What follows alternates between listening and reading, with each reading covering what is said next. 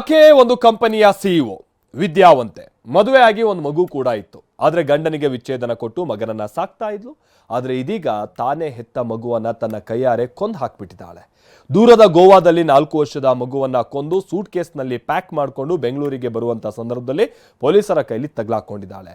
ಹಾಗಿದ್ರೆ ಮಗುವನ್ನ ಕೊಂದಿದ್ದೇಕೆ? ಆ ಭಯಾನಕ ಕಥೆಯನ್ನೇ ತೋರಿಸ್ತೀವಿ ನೋಡಿ. ಮಗುವನ್ನ ಕೊಂದು ಸೂಟ್ ಕೇಸ್ನಲ್ಲಿ ಸಾಗಿಸ್ತಿದ್ದ ತಾಯಿ ಬಂಧನ. ಪತಿ ಮಗುವಿನ ಮುಖ ನೋಡಬಾರದೆಂದು ಕೊಂದ ಪಾಪಿ ತಾಯಿ. ಫೋಟೋದಲ್ಲಿ ಕಾಣ್ತಿರೋ ಈಕೆ ಹೆಸರು ಸುಚನಾ ಸೇಠ್, ಸ್ಟಾರ್ಟ್ಅಪ್ ಫೌಂಡರ್ ಮತ್ತು ಸಿಇಒ. ನೋಡೋಕೆ ಮುಗ್ಧೆಯಂತೆ ಕಾಣೋ ಈಕೆ ಮಾಡಿರೋದು ಮಾತ್ರ ನೀಚಾತಿ ನೀಚ ಕೃತ್ಯ. ಯಾಕಂದ್ರೆ ಈಕೆ ತಾನೇ ಹೆತ್ತ ಮಗುವಿನ ಜೀವವನ್ನೇ ಬಲಿ ತೆಗೆದುಕೊಂಡಿದ್ದಾಳೆ. ನೀಚ ತಾಯಿಯೊಬ್ಬಳು ಮಾಡಿದ ಹೀನ ಕೃತ್ಯದಿಂದ ಎಳೆ ಜೀವವೊಂದು ಬಲಿಯಾಗಿದೆ. ಆಗಿದ್ದೇನೆಂದ್ರೆ, ಗೋವಾದ ಖಾಸಗಿ ಹೋಟೆಲ್ನಲ್ಲಿ 4 ವರ್ಷದ ಪುತ್ರನನ್ನ ಇದೇ ಸುಚನಾ ಹತ್ಯೆ ಮಾಡಿದ್ದಾಳೆ. ಬಳಿಕ ಮಗುವಿನ ಶವವನ್ನ ಸೂಟ್ ಕೇಸ್ನಲ್ಲಿ ಇಟ್ಟುಕೊಂಡು ಬೆಂಗಳೂರಿಗೆ ಸಾಗಿಸುವ ಯತ್ನ ಮಾಡಿದ್ದಾಳೆ. ಗೋವಾದಿಂದ ಟ್ಯಾಕ್ಸಿ ಮಾಡಿಕೊಂಡು ಬೆಂಗಳೂರಿಗೆ ತೆರಳುವ ಪ್ಲಾನ್ ಮಾಡಿದ್ಲು. ಆದರೆ ಸುಚನಾ ತಂಗಿದ್ದ ಗೋವಾದ ಹೋಟೆಲ್ ರೂಮ್ನಲ್ಲಿ ರಕ್ತದ ಕಲೆಗಳು ಪತ್ತೆಯಾಗಿದೆ. ರೂಮಿಗೆ ಕರೆದೊಯ್ದಿದ್ದ ಮಗು ವಾಪಸ್ ಹೋಗುವಾಗ ಇರಲಿಲ್ಲ. ಪ್ರಶ್ನಿಸಿದಾಗ ಸಂಬಂಧಿಕರ ಮನೆಗೆ ಕಳುಹಿಸಿದ್ದೇನೆಂದು ಸುಚನಾ ಸುಳ್ಳು ಹೇಳಿದ್ಲು. ಇದರಿಂದ ಹೋಟೆಲ್ನವರಿಗೆ ಅನುಮಾನ ಬಂದು ಪೊಲೀಸರಿಗೆ ಮಾಹಿತಿ ನೀಡಿದ್ದಾರೆ. ಗೋವಾ ಪೊಲೀಸರು ಮಾಹಿತಿ ಸಿಕ್ತಿದ್ದಂತೆ ಟ್ಯಾಕ್ಸಿ ಡ್ರೈವರ್ ಸಂಪರ್ಕ ಮಾಡಿದ್ದಾರೆ. ಹೈವೇ ಬಳಿ ಪೊಲೀಸ್ ಠಾಣೆ ಕಂಡಕ್ಷಣ ನಿಲ್ಲಿಸುವಂತೆ ಸೂಚನೆ ನೀಡಿದ್ದಾರೆ. ಅದರಂತೆ ಟ್ಯಾಕ್ಸಿ ಚಾಲಕ ರಾಷ್ಟ್ರೀಯ ಹೆದ್ದಾರಿ 4ರ ಚಿತ್ರದುರ್ಗ ಜಿಲ್ಲೆ ಹಿರಿಯೂರು ತಾಲೂಕಿನ ಐಮಂಗಲ ಠಾಣೆ ಬಳಿ ನಿಲ್ಲಿಸಿ ಸುಚನಾಳನ್ನ ಪೊಲೀಸರಿಗೆ ಒಪ್ಪಿಸಿದ್ದಾನೆ. ಮಗುವಿನ ಶವವನ್ನ ಮಾರ್ಚರಿಗೆ ಶಿಫ್ಟ್ ಮಾಡಿ ಆರೋಪಿ ಸುಚನಾಳನ್ನ ಐಮಂಗಲ ಪೊಲೀಸರು ವಶಕ್ಕೆ ಪಡೆದಿದ್ರು. ಬಳಿಕ ಗೋವಾ ಪೊಲೀಸರು ಸುಚನಾಳನ್ನ ಬಂಧಿಸಿ ಕರೆದುಕೊಂಡು ಹೋಗಿದ್ದಾರೆ.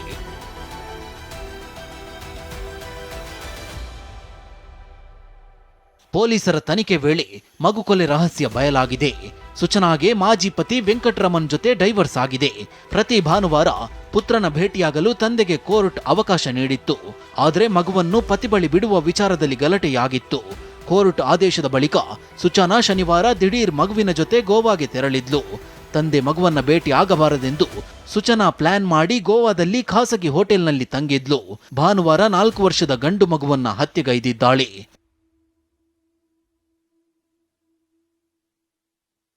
ಗೋವಾ ಠಾಣೆಯಲ್ಲಿ ಪ್ರಕರಣ ದಾಖಲಾಗಿದ್ದು ಪೊಲೀಸರು ತನಿಖೆ ನಡೆಸುತ್ತಿದ್ದಾರೆ. ಸುಚನಾಗೆ ಮಾಜಿ ಪತಿ ಜೊತೆ ಡೈವರ್ಸ್ ಆಗಿದೆ ಎನ್ನಲಾಗಿದ್ದು, ಮಗುವನ್ನ ಪತಿ ನೋಡಬಾರದೆಂಬ ಉದ್ದೇಶದಿಂದ ಕೊಲೆ ಮಾಡಲಾಗಿದೆ ಎಂದು ಪ್ರಾಥಮಿಕ ತನಿಖೆಯಲ್ಲಿ ತಿಳಿದು ಬಂದಿದೆ. ಪೊಲೀಸರು ವಿಚಾರಣೆ ಮುಂದುವರಿಸಿದ್ದಾರೆ. ಅದೇನೇ ಇರಲಿ, ತಾಯ್ತನಕ್ಕಾಗಿ ಕಂಡ ದೇವರಿಗೆ ಹರಕೆ ಕಟ್ಟಿಕೊಳ್ಳೋ ಈ ಕಾಲದಲ್ಲಿ ತಾಯಿಯೇ ಮಗುವನ್ನ ಕೊಂದು ಹಾಕಿರುವುದು ನೀಚತನವೇ ಸರಿ. Bureau report, TV9. ಇನ್ನು ಹೀಗೆ ಉಸಿರುಗಡಿಸಿ ಮಗುವನ್ನ ಕೊಂದಿದ್ದಾಳೆ ತಾಯಿ ಸುಚನಾ ಅನ್ನೋದು ಪ್ರಾಥಮಿಕ ಹಂತದಲ್ಲಿ ಗೊತ್ತಾಗಿದೆ. ಮಗುವಿನ ದೇಹದ ಮೇಲೆ ಯಾವ ಗಾಯದ ಗುರುತುಗಳು ಕೂಡ ಇಲ್ಲ. ಗಂಡನಿಂದ ವಿಚ್ಛೇದನ ಪಡೆದಿದ್ಲು ಹಂತಕಿ ತಾಯಿ ಸುಚನಾ ಅನ್ನೋದು ಗೊತ್ತಾಗಿದೆ. ನೀವೀಗ ತಾನೇ ನೋಡಿದ ಹಾಗೆ ಪ್ರತಿ ಭಾನುವಾರ ಮಗು ನೋಡೋದಕ್ಕೆ ತಂದೆಗೆ ಅವಕಾಶವನ್ನ ಕಲ್ಪಿಸಿತ್ತು ಕೋರ್ಟ್. ಹೀಗಾಗಿನೇ ವಿಡಿಯೋ ಕಾಲ್ ಮುಖೇನವಾಗಿ ಮಗುವನ್ನ ಸಂಪರ್ಕಿಸಿದ್ರು ತಂದೆ.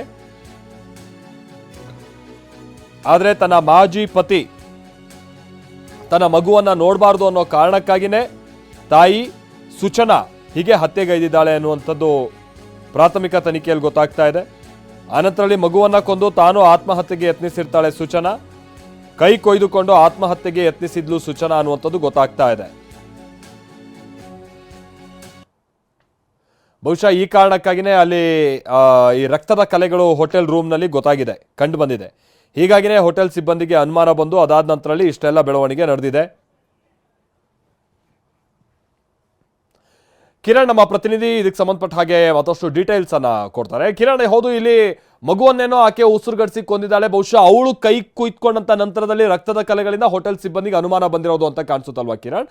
ಬಟ್ ಇಲ್ಲಿ ವಿಚಾರ ಅಂತ ಅಂದ್ರೆ ಈಗ ಆಕೆ ಹೌದು ಪತಿಗೆ ಗೊತ್ತಾಗಬಾರ್ದು ಅಥವಾ ಸಿಗಬಾರ್ದು ಅನ್ನುವಂಥ ಕಾರಣಕ್ಕಾಗಿ ಮಗುವನ್ನೇನೋ ಕೊಂದಿದ್ದಾಳೆ. ಬಟ್ ಆ ಮಗುವನ್ನ ಏನ್ ಮಾಡ್ಬೇಕು ಅಂತ ಅಂದ್ಕೊಂಡಿದ್ಲು ಅಂತ, ಅವಳ ಉದ್ದೇಶ ಏನಿತ್ತು ಅಂತ, ಬೆಂಗಳೂರಿಗೆ ಸೂಟ್ ಕೇಸಲ್ಲಿ ತಂದಿರೋದು, ಅವಳ ನೆಕ್ಸ್ಟ್ ಪ್ಲಾನ್ ಏನಿತ್ತು, ಜೊತೆಗೆ ಅವಳು ಸಾಯ್ಬೇಕು ಅನ್ನೋಂತ ಡಿಸೈಡ್ ಮಾಡಿದ್ಲ, ನಂತರ ಬದುಕಿದ್ ಹೇಗೆ, ಇದೇನಾಗಿರೋದು ಕಿರಣ್? ಮಾಲ್ತೇಶ್, ಈಗ ಸಿಕ್ಕಿರುವಂಥ ಒಂದಷ್ಟು ಮಾಹಿತಿ ಪ್ರಕಾರ ಸೂಚನಾ ಆಕೆ ಮಗುವನ್ನು ಉಸಿರು ಕಟ್ಟಿಸಿ ಸಾಯಿಸಿ ನಂತರ ಆಕೆನೂ ಕೂಡ ಆತ್ಮಹತ್ಯೆಗೆ ಯತ್ನ ಮಾಡಿದ್ಲು. ಕೈಯನ್ನು ಕುಯ್ಕೊಂಡು ಬಹುಶಃ ಅಲ್ಲಿಂದ ಬ್ಲಡ್ ಎಲ್ಲ ಕೆಳಗಡೆ ಬಿದ್ದಿರ್ಬೋದು ಆ ಒಂದು ಹೋಟೆಲ್ ರೂಮ್ನಲ್ಲಿ. ನಂತರ ಬಹುಶಃ ಅದನ್ನು ಆಕೆಗೆ ಮತ್ತೆ ಏನು ಅನಿಸ್ತು, ಏನೋ ನಾನು ಬದುಕಬೇಕು ಅಂತ ಅನಿಸುತ್ತೆ. ಇಮಿಡಿಯೇಟಾಗಿ ಆಕೆ ಅಲ್ಲೇ ಫಸ್ಟ್ ಏಡ್ ಏನೋ ತೊಗೊಂಡು ಮಗುವನ್ನು ಸೂಟ್ ಕೇಸಲ್ಲಿ ಹಾಕಿ ಪ್ಯಾಕ್ ಮಾಡ್ತಾರೆ. ಇದು ಸಂಡೇ ನೈಟ್ ಆಗುವಂಥದ್ದು. ಮತ್ತೆ ಮಾರನೇ ದಿನ ಅಂದರೆ ನಿನ್ನೆ ಇಮಿಡಿಯೇಟಾಗಿ ಹೋಟೆಲ್ ಅವ್ರಿಗೆ ಹೇಳಿ ನಾನು ಬೆಂಗಳೂರಿಗೆ ಹೋಗಬೇಕು, ಅರ್ಜೆಂಟಾಗಿ ಒಂದು ಟ್ಯಾಕ್ಸಿ ಬುಕ್ ಮಾಡಿಕೊಡ್ಬೇಕು ಅಂತ ಹೇಳ್ತಾರೆ. ಟ್ಯಾಕ್ಸಿಯನ್ನು ಕೂಡ ಬುಕ್ ಮಾಡಿದ ನಂತರ ಸೂಟ್ ಕೇಸಲ್ಲಿ ಮಗುವನ್ನು ಕೂಡ ಏನು ಡೆಡ್ ಬಾಡಿ ಏನಿತ್ತು ಮಗು ಸೂಟ್ ಕೇಸ್ನ ತೊಗೊಬಂದು ಕಾರಲ್ಲಿ ಇಟ್ಕೊಂಡು ಸೀದಾ ನೇರವಾಗಿ ಬೆಂಗಳೂರು ಕಡೆಗೆ ಬರ್ತಾಯಿದ್ರು. ಬಹುಶಃ ಇಲ್ಲಿ ಬೆಂಗಳೂರಿಗೆ ಬಂದು ಏನು ಮಾಡ್ತಾಯಿದ್ರು ಅಥವಾ ಏನು ಮತ್ತೊಂದು ಹೊಸ ಡ್ರಾಮಾ ಕ್ರಿಯೇಟ್ ಮಾಡ್ತಾಯಿದ್ರು ಏನೋ ಗೊತ್ತಿಲ್ಲ. ಆದರೆ ದಾರಿ ಮಧ್ಯದಲ್ಲಿ ಪೊಲೀಸರಿಗೆ ಅಲ್ಲಿಯ ಹೋಟೆಲ್ ಸಿಬ್ಬಂದಿ ಇನ್ಫಾರ್ಮ್ ಮಾಡಿದ ಮೇಲೆ ಪೊಲೀಸರು ಕೂಡ ಇಮಿಡಿಯೇಟಾಗಿ ಅಲರ್ಟ್ ಆಗಿ ಗೋವಾ ಪೊಲೀಸರು ತಕ್ಷಣ ಇಲ್ಲಿಯ ಆ ಡ್ರೈವರ್ಗೆ ಕಾಂಟ್ಯಾಕ್ಟ್ ಮಾಡ್ತಾರೆ. ಯಾಕೆಂದರೆ ಹೋಟೆಲ್ ಅವರೇ ಬುಕ್ ಮಾಡಿರೋದ್ರಿಂದ ಆ ಡ್ರೈವರ್ನ ಕಂಪ್ಲೀಟ್ ಡೀಟೇಲ್ಸ್ ಗೊತ್ತಿರೋದ್ರಿಂದ ಇಮಿಡಿಯೇಟಾಗಿ ಆತನಿಗೆ ಇನ್ಫಾರ್ಮ್ ಮಾಡ್ತಾರೆ. ಆತ ಗೋವಾದಿಂದ ಬೆಂಗಳೂರಿಗೆ ಬರೋ ಚಿತ್ರದುರ್ಗ ಮಾರ್ಗದಲ್ಲಿ ಅಲ್ಲಿ ಇರಬೇಕಾದ್ರೆ ಇಮಿಡಿಯೇಟಾಗಿ ಆತನಿಗೆ ಅಲರ್ಟ್ ಮಾಡಿ ಲೋಕಲ್ ಪೊಲೀಸರಿಗೆ ಹೋಗಿ ಇನ್ಫಾರ್ಮ್ ಮಾಡಬೇಕು ಅಂತ ಸೂಚನೆ ಕೊಡ್ತಾರೆ. ಅದರಂತೆ ಅದು ನಡೆಯುತ್ತೆ. ಈಗ ಇರುವಂಥ ಕಾರಣ ಏನಕ್ಕೋಸ್ಕರ ಕೊಂದ್ಲು ಅನ್ನೋದು, ಈಗ ಒಂದು ಕಡೆ ಗಂಡನ ಜೊತೆ ಒಂದು ಡೈವರ್ಸ್ ಕೇಸ್ ಒಂದು ಕಡೆ, ಇನ್ನೊಂದು ಕಡೆ ಗಂಡ ಕೂಡ ಫಿಲಿಪೈನ್ಸಲ್ಲಿ ಇರ್ತಾನೆ. ಆತ ವೆಂಕಟರಮಣ ಅಂತ ಸಾಫ್ಟ್ವೇರ್ ಟೆಕ್ಕೆ, ಅವನು ಕೂಡ ಆರ್ಟಿಫಿಷಿಯಲ್ ಇಂಟೆಲಿಜೆನ್ಸಲ್ಲಿ ಕೂಡ ಒಂದಷ್ಟು ವರ್ಕ್ ಮಾಡಿದೆ. ಈಕೆ ಕೂಡ ಇಂಡಿಯಾದಲ್ಲೇ ಟಾಪ್ 100 ಕೂಡ ಈಕೆ ಕೂಡ ಭಾಳ ಪಾಪ್ಯುಲರ್ ಆಗಿ ಆ ಒಂದು ಲಿಸ್ಟಲ್ಲಿ ಇದ್ದವಳು ಈಕೆ ಕೂಡ. ಹಾಗಾಗಿ ಭಾಳ ಕಮ್ಮಿ ಸಮಯದಲ್ಲಿ ಸುಮಾರು 12 ವರ್ಷದಲ್ಲಿ ಆಕೆ ಅಮೆರಿಕದಲ್ಲಿ ಕೆಲಸ ಮಾಡ್ತಾ ಇರ್ತಾಳೆ. ಮೂಲತಃ ವೆಸ್ಟ್ ಬೆಂಗಾಲ್ ಅವಳು. ಇಲ್ಲಿ ಆಕೆ ಒಂದು ಸ್ಟಾರ್ಟಪ್ಪನ್ನು ಶುರು ಮಾಡ್ತಾರೆ. ರೆಸಿಡೆನ್ಸಿ ರಸ್ತೆಯಲ್ಲಿ ಒಂದು ಮೈಂಡ್ ಫ್ಲೋ ಲ್ಯಾಬ್ ಅಂತ ಒಂದು ಸ್ಟಾರ್ಟ್ ಮಾಡಿ ಸುಮಾರು 10-15 ಜನ ಕೆಲಸ ಕೂಡ ಮಾಡ್ತಾಳೆ. 2 ಪೇಟೆಂಟ್ ಕೂಡ ಸಿಕ್ಕಿದೆ ಅನ್ನೋ ಒಂದು ಮಾಹಿತಿ ಇದೆ. ಭಾಳ ಆಕೆ ಒಂದು ಇಂಪಾರ್ಟೆಂಟ್ ಆರ್ಟಿಫಿಷಿಯಲ್ ಇಂಟೆಲಿಜೆನ್ಸಲ್ಲಿ ಆಕೆ ಭಾಳ ಮುಖ್ಯವಾಗಿ ಆತ ರಿಸರ್ಚನ್ನು ಮಾಡ್ತಾ ಇದ್ಲು. ಆದರೆ ನಂತರ ಈ ಒಂದು ಪರ್ಸ್ನಲ್ ಫ್ಯಾಮಿಲಿದು ಬಹುಶಃ ಯಾವ ಕಾರಣಕ್ಕೋಸ್ಕರ ಮಗುವನ್ನು ಸಾಯಿಸಿದ್ಲು ಅಥವಾ ಗಂಡಂಗೆ, ಯಾಕೆಂದರೆ ಕೋರ್ಟ್ ಡೈರೆಕ್ಷನ್ ಪ್ರಕಾರ ಪ್ರತಿ ಭಾನುವಾರ ಮಗುವನ್ನು ಐದರ್ ಫಿಸಿಕಲ್ ಆಗಿ ಆತ ಏನಾರು ಫಿಲಿಪೈನ್ಸಿಂದ ಇಂಡಿಯಾಕ್ಕೆ ಏನಾರು ಬಂದಿದ್ರೆ ಆತನ ಫಿಸಿಕಲ್ ಆಗಿ ಭೇಟಿ ಮಾಡಿಸ್ಬೇಕು, ಅದರ್ವೈಸ್ ವಿಡಿಯೋ ಕಾಲ್ ಮೂಲಕ ಮಗುವನ್ನು ತೋರಿಸುವಂಥದ್ದು ಮಾಡಬೇಕಾಗಿತ್ತು. ಇದು ನಿರಂತರವಾಗಿ ಕಳೆದ ಕೆಲವು ವರ್ಷಗಳಿಂದ ಅಂದರೆ ಒಂದೆರಡು ವರ್ಷಗಳಿಂದ ಕೂಡ ನಡೀತಾ ಇತ್ತು ಅನ್ನೋ ಒಂದು ಮಾಹಿತಿ ಇದೆ. ಜೊತೆಗೆ 2010ನಲ್ಲಿ ಆಕೆ ಮದುವೆ ಆಗಿರ್ತಾಳೆ. ಬಹುಶಃ ಈ ಒಂದು ಕೇಸ್ ಮುಗಿದ್ಮೇಲೆ ಮತ್ತೊಂದು ಮದುವೆ ಆಗೋಕ್ಕೋ ಅಥವಾ ಬೇರೆ ಈ ಮಗು ಕಾರಣವಾಗಿತ್ತು ಅಥವಾ ಯಾವ ವಿಚಾರಕ್ಕೋಸ್ಕರ ಆಕೆ ಮಗುವನ್ನು ಸಾಯಿಸಿದೆ, ಯಾವ ಫ್ರಸ್ಟ್ರೇಷನಲ್ಲಿ ಈ ಥರ ಮಾಡಿದ್ದು ಅನ್ನೋದನ್ನು ಕೂಡ ಆಕೆನೇ ಹೇಳಬೇಕು. ಯಾಕೆಂದರೆ ಈಗಾಗಲೇ ಪೊಲೀಸರ ಕಸ್ಟಡಿಯಲ್ಲಿ ಹಾಕಿದ್ದಾರೆ. ಆಕೆನ ಗೋವಾಗೆ ಕೂಡ ಕರ್ಕೊಂಡು ಹೋಗಿದ್ದಾರೆ. ಉಳಿದಂತೆ ಆಕೆ ಏನು ಮಾಹಿತಿ ಕೊಡ್ತಾಳೆ, ಏನು ಇದ್ರ ಬಗ್ಗೆ ಸಂಬಂಧಪಟ್ಟಂತೆ ಏನಿತ್ತು, ಮುಂದಿನ ಪ್ಲಾನ್ ಏನಿತ್ತು, ಬೆಂಗಳೂರಿಗೆ ಬಂದು ಏನು ಮಾಡಬೇಕಾಗಿತ್ತು ಅಥವಾ ಯಾವ ಸಡನ್ ಆಗಿ ಈ ಒಂದು ಪ್ರವೋಕ್ ಹಾಕಿ ಮಗುನ ಸಾಯಿಸೋಕೆ ಕಾರಣ ಏನು ನಿಖರವಾಗಿ ಅಥವಾ ಏನು ಬೇರೆ ಏನಿದೆ ಅನ್ನೋದ್ರ ಬಗ್ಗೆ ಆಕೆ ಪೊಲೀಸರಿಗೆ ಏನು ಒಂದು ಇನ್ಫಾರ್ಮೇಷನ್ ಅಥವಾ ಪೊಲೀಸರಿಗೆ ಸಾಕ್ಷಿ ಎವಿಡೆನ್ಸ್ ಏನು ಸಿಗುತ್ತೆ ಅನ್ನೋದು ನೋಡಬೇಕಾಗಿದೆ. Maltesh, okay thank you Kiran.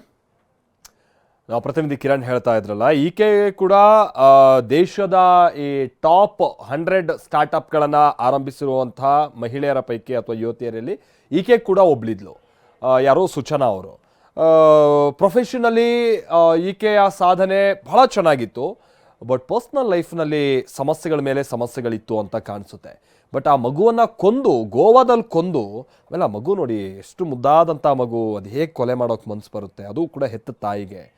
ಆಕೆ ಆ ಮಗುವನ್ನು ಕೊಂದು ಇಲ್ಲಿ ಬೆಂಗಳೂರಿಗೆ ತಂದು ಏನು ಮಾಡೋಕೆ ಹೊರಟಿದ್ಲು ಅನ್ನುವಂಥದ್ದು ಇನ್ನೂ ಕೂಡ ಅಸ್ಪಷ್ಟ. ಕೊಂದ್ಬಿಟ್ಟಿದ್ದಾಳೆ. ಆನಂತರ ಏನು ಮಾಡಬೇಕು ಅನ್ನುವಂಥ ಗೊಂದಲದಲ್ಲಿ ಬಿದ್ದುಬಿಟ್ಲೋ ಗೊತ್ತಿಲ್ಲ. ಉತ್ತರ ಗೋವಾದ SP ನಿಧಿನ್ ವಾಲ್ಸನ್ ಇದಕ್ಕೆ ಸಂಬಂಧಪಟ್ಟಾಗೆ ಕೆಲ ಹೇಳಿಕೆಯನ್ನು ಕೊಟ್ಟಿದ್ದಾರೆ. ಕ್ಯಾಂಡ್ರೋಲಿಮ್ನ ಹೋಟೆಲ್ನಲ್ಲಿ ಇವರು ಉಳಿದುಕೊಂಡಿದ್ರಂತೆ, ಅಂದರೆ ತಾಯಿ ಮತ್ತೆ ಮಗು. ಜನವರಿ 7 ಹಾಗೆ 8ರ ಮಧ್ಯರಾತ್ರಿ ಹತ್ಯೆ ಮಾಡಿರಬಹುದು ಅನ್ನುವಂಥದ್ದು ಈಗ ಪೊಲೀಸರು, ಗೋವಾ ಪೊಲೀಸರು ಮಾಡ್ತಾ ಇರುವಂಥ ಅಂದಾಜು. ಜನವರಿ 8ನೇ ತಾರೀಕಿನಂದು ಬೆಳಗ್ಗೆ ಹೋಟೆಲ್ನಿಂದ ಇವರು ಚೆಕ್ಔಟ್ ಆಗಿದ್ದಾರೆ.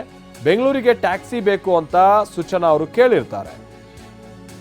ಹೋಟೆಲ್ಗೆ ಬರುವಾಗ ಮಹಿಳೆ ಬಳಿ ಮಗು ಇತ್ತು ಅನ್ನುವಂಥದ್ದು ಗೊತ್ತಾಗಿದೆ. ಅದು ಹೋಟೆಲ್ ಸಿಬ್ಬಂದಿ ಎಲ್ಲ ಅದನ್ನು ಗಮನಿಸಿದ್ದಾರೆ. ಆದರೆ ಹೋಟೆಲ್ನಿಂದ ತೆರಳುವಾಗ ಮಗು ಇರಲಿಲ್ಲ ಅಂದರೆ ಮಗು ಎಲ್ಲಿತ್ತು? ಸೂಟ್ ಕೇಸಲ್ಲಿತ್ತು ಮಗು.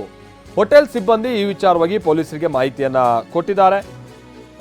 ಹಾಗಾಗಿ ಈ ಐಮಂಗಲ ಠಾಣಾ ಪೊಲೀಸರು ಪರಿಶೀಲನೆ ನಡೆಸುವಂತ ಸಂದರ್ಭದಲ್ಲಿ ಕರ್ನಾಟಕಕ್ಕೆ ಬಂದ ನಂತರದಲ್ಲಿ ಶವ ಕೂಡ ಪತ್ತೆಯಾಗಿದೆ. ಈ ಪ್ರಕರಣ ಈ ರೀತಿಯಾಗಿ ಭೇದಿಸಿದ್ದಾರೆ. Lady checked into service apartments of Soul Banyan hotels in Candolim area along with a boy, 4-year-old boy. And on the intervening night of 7th and 8th, that is 8th early morning, she demanded for a taxi to Bangalore. So people working in the hotel said to traveling to Bangalore by taxi will be very expensive compared to flight. You can book by flight, but she insisted on for a taxi, and an Innova taxi was arranged to her by the staff of the hotel. She immediately checked out and left from Goa. Once she checked out, the staff of the hotel, when they were cleaning the room, they found some red colored stains which is suspected to be blood. And there was another suspicion because when she came with the boy and she left, there was no boy. So immediately they informed the police station. The police station team under the leadership of PI Paresh immediately went to the hotel, and they checked, and prima facie it looked like blood. And he got the contact details of the driver, and through the driver he made contact with the lady also, and asked about the whereabouts about the boy. And when she said the boy has been asked to stay with one of her friends in Madgaon, so Paresh insisted for the details of the address of the place where the boy has been asked to stay. So she gave a address which was verified by PI Fathoda, and when PI Fathoda was asked to verify, when PI Fathoda went to verify that address was found to be fake. So Paresh became very suspicious and immediately asked the driver, who responded properly, and the driver took the vehicle to the nearest police station. In fact, Paresh had asked him to take it to the nearest police station.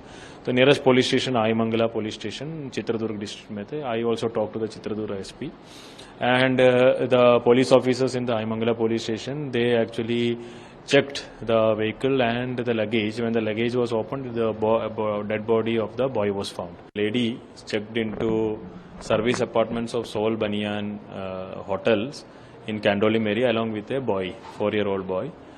And on the intervening night of 7th and 8th, that is 8th.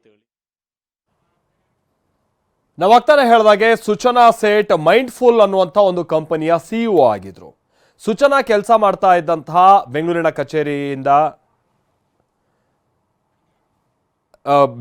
ಕಚೇರಿಗೆ ನಮ್ಮ ಪ್ರತಿನಿಧಿ ಕೂಡ ಭೇಟಿ ಕೊಡ್ತಾರೆ. ಆ ಸಂದರ್ಭದಲ್ಲಿ ಹೌದು, ಅಲ್ಲಿರುವಂಥ ಕಂಪನಿ ಭಾಳಷ್ಟು ಮಂದಿ ಅದಕ್ಕೆ ಸಂಬಂಧಪಟ್ಟ ಹಾಗೆ ವರ್ಕರ್ಸ್ ಕೂಡ ಇದ್ದಾರೆ, ಎಂಪ್ಲಾಯೀಸ್ ಕೂಡ ಇದ್ದಾರೆ.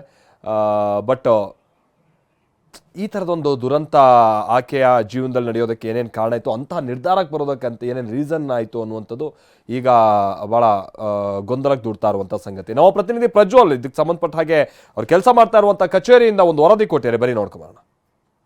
ಹೆತ್ತ ಮಗುವನ್ನು ಗೋವಾದ ಹೋಟೆಲ್ನ ರೂಮ್ ಒಂದರಲ್ಲಿ ಕೊಲೆ ಮಾಡಿ ಆ ಮಗುವಿನ ಮೃತದೇಹವನ್ನು ಸೂಟ್ಕೇಸ್ನಲ್ಲಿ ಹಾಕೊಂಡು ಬೆಂಗಳೂರಿನ ಕಡೆಗೆ ಕ್ಯಾಬ್ನಲ್ಲಿ ಬರ್ತಿದ್ದಂಥ ಸಂದರ್ಭದಲ್ಲಿ ಗೋವಾ ಪೊಲೀಸರು ಮತ್ತು ಕರ್ನಾಟಕದ ಚಿತ್ರದುರ್ಗ ಪೊಲೀಸರು ಇಂಟರ್ಸೆಪ್ಟ್ ಮಾಡಿ ಗೋವಾದ ಐಮಂಗಲ ಪೊಲೀಸ್ ಠಾಣಾ ವ್ಯಾಪ್ತಿಯಲ್ಲಿ ಮಹಿಳೆಯವರನ್ನು ವಶಕ್ಕೆ ಪಡ್ಕೊಂಡಿದ್ದಾರೆ. ಮಹಿಳೆಯನ್ನ ಸುಚೇನಾ ಶೇಠ್ ಅಂತ ಹೇಳಿ ಈಕೆಯನ್ನು ಗುರುತಿಸಲಾಗಿದೆ. ಮೂಲತಃ ಪಶ್ಚಿಮ ಬಂಗಾಳದ ಈಕೆ ಬೆಂಗಳೂರಿನ ರೆಸಿಡೆನ್ಸಿ ಕ್ರಾಸ್ ರಸ್ತೆಯಲ್ಲಿರುವಂಥ ಈ ಒಂದು ಗೋಪಾಲಕೃಷ್ಣ ಕಾಂಪ್ಲೆಕ್ಸ್ನಲ್ಲಿರುವಂಥ ಮೊದಲ ಫ್ಲೋರ್ನಲ್ಲಿ ಆಕೆ ಒಂದು ಮೈಂಡ್ಫುಲ್ AI ಲ್ಯಾಬ್ ಅನ್ನೋ ಒಂದು ಕಂಪನಿಯನ್ನು ನಡೆಸ್ತಾ ಇದ್ರು. ಇದಕ್ಕೆ CEO ಮತ್ತು ಫೌಂಡರ್ ಕೂಡ ಆಗಿದ್ರು. ಈ ಹಿಂದೆ ಅವರು ಅಮೆರಿಕದಲ್ಲಿ ಒಂದಷ್ಟು ದಿನ ಕೆಲಸವನ್ನು ಮಾಡ್ತಿದ್ರು. ನಂತರದಲ್ಲಿ ತಮಿಳುನಾಡಿನ ವೆಂಕಟರಮಣ ಅನ್ನೋ ಒಬ್ಬ ಟೆಕ್ಕಿಯನ್ನು ಇಷ್ಟಪಟ್ಟು ಮದುವೆಯನ್ನಾಗಿರ್ತಾನೆ. ಆದರೆ ಇವರಿಬ್ಬರ ಒಂದು ಸಾಂಸಾರಿಕ ಜೀವನ ಸರಿಯಾಗಿಲ್ಲದ ಕಾರಣವಾಗಿ ಕಳೆದ 2 ವರ್ಷಗಳಿಂದ ವೆಂಕಟರಮಣ ಅವರು ಸಹಿತ ಒಂದು AI ಕಂಪನಿಗೆ ಸಂಬಂಧಪಟ್ಟಂತೆ ಫಿಲಿಪೈನ್ಸ್ನಲ್ಲಿ ಈಗ ಕೆಲಸವನ್ನು ಮಾಡ್ತಿದ್ದಾರೆ. ಸದ್ಯ ಈಗ ಮೃತದೇಹವನ್ನು ಒಂದು ಮರಣೋತ್ತರ ಪರೀಕ್ಷೆಯನ್ನು ಚಿತ್ರದುರ್ಗದ ಹಿರಿಯೂರಿನ ಸರ್ಕಾರಿ ಆಸ್ಪತ್ರೆಯಲ್ಲಿ ಮಾಡಲಾಗುತ್ತೆ. ಅದಾದ ನಂತರವಾಗಿ